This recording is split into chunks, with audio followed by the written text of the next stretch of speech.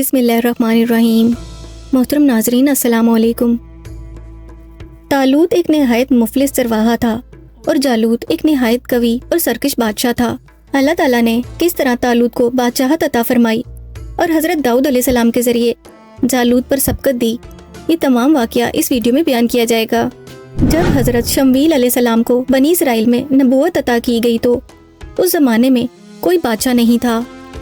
اس دور میں لوٹ مار اور حملہ آوروں کا زور بڑھتا ہی جا رہا تھا۔ چنانچہ بنی اسرائیل نے حضرت شمویل علیہ السلام سے درخواست کی کہ کسی کو ہم پر بادشاہ مقرر کر دیجئے جو ظالموں کا مقابلہ کرنے کی طاقت و قوت رکھتا ہو۔ حضرت شمویل علیہ السلام نے حکم خداوندی کے مطابق حضرت طالوت کو بادشاہ بنا دیا۔ طالوت بہت ہی غریب اور مفلس تھے اور بکریاں چرا کر اپنی زندگی بسر کرتے تھے، لیکن وہ بنی اسرائیل میں سب سے زیادہ طاقتور اور سب سے بڑے عالم تھے۔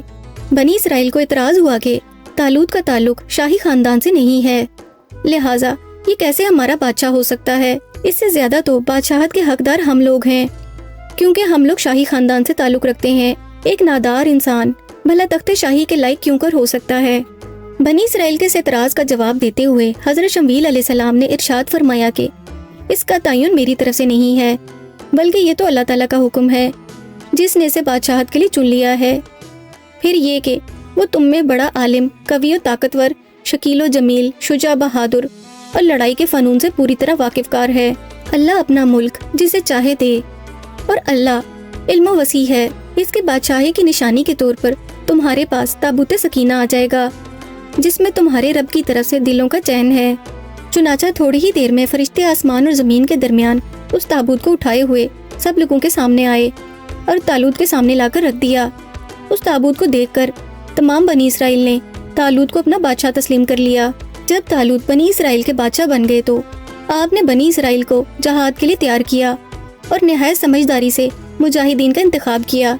پھر وہ ایک کافر بادشاہ جالوت سے جنگ کرنے کے لیے اپنی فوج کو لے کر میدان میں نکلے۔ راستے میں بادشاہ طالوت نے اپنے لشکر کو ہوشیار کر دیا کہ کوئی بھی نہر کا پانی نہ پیے۔ ہاں، اگر کسی نے ایک آدھ گھونٹ پی لیا تو کوئی حرج نہیں۔ ان میں سے کچھ لوگ پختہ ایمان والے بھی تھے جنہوں نے نہر کا پانی نہیں پیا، اور اگر پیا بھی تو صرف ایک آدھ گھونٹ۔ لیکن جنہوں نے پیٹ بھر کر پانی پیا تھا ان کی پیاس تو بجھ گئی، لیکن وہ جنگ کرنے کے قابل نہیں رہے۔ لشکر کی 80,000 کی تعداد میں سے 76,000 لوگوں نے پیٹ بھر کر پانی پی لیا تھا۔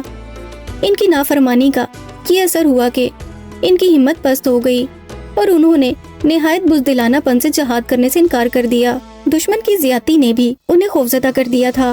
کہنے لگے کہ ہم جالوت اور اس کے لشکر سے لڑنے کی ہمت نہیں رکھتے۔ صرف 4,000 سپاہی حقیقی فرما بردار نکلے۔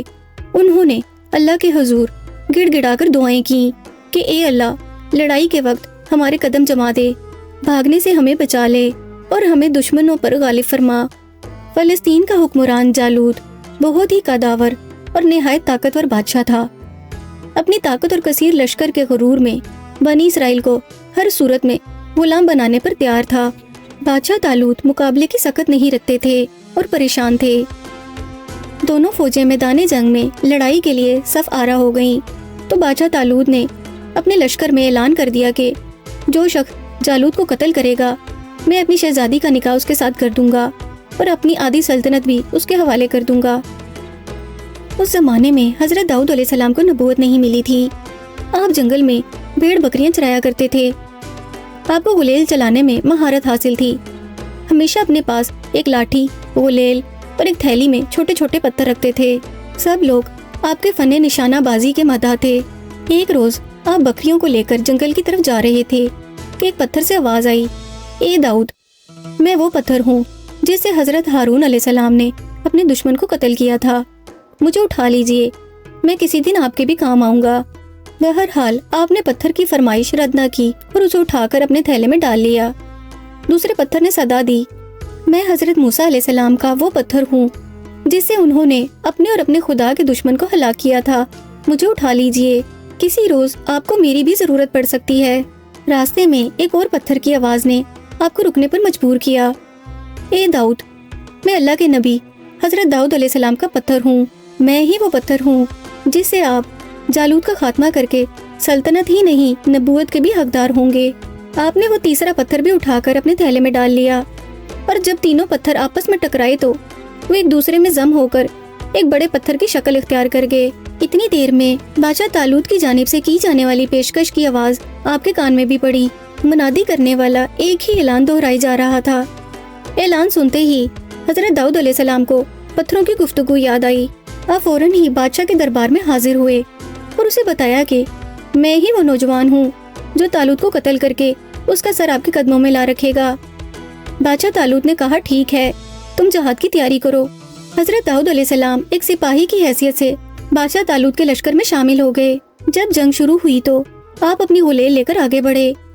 جالوت پر نظر پڑتے ہی آپ نے اپنی غلیل میں پتھر رکھا اور بسم اللہ پڑھ کر جالوت کی طرف پھینکا۔ وہ پتھر جا کر جالوت کی ناک اور کھوپڑی پر لگا اور اس کے بھیجے کو پاش پاش کر کے سر کے پیچھے سے نکل کر اس کے کچھ سپاہیوں کو جا لگا۔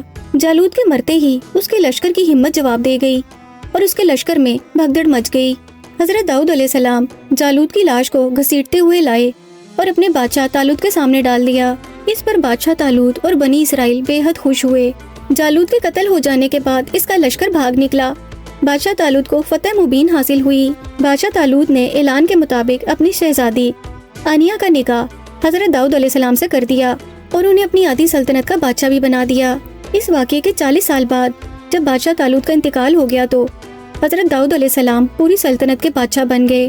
جب حضرت شمویل علیہ السلام کی بھی وفات ہو گئی تو اللہ تعالیٰ نے حضرت داؤد علیہ السلام کو بادشاہت کے ساتھ ساتھ نبوت سے بھی سرفراز فرما دیا۔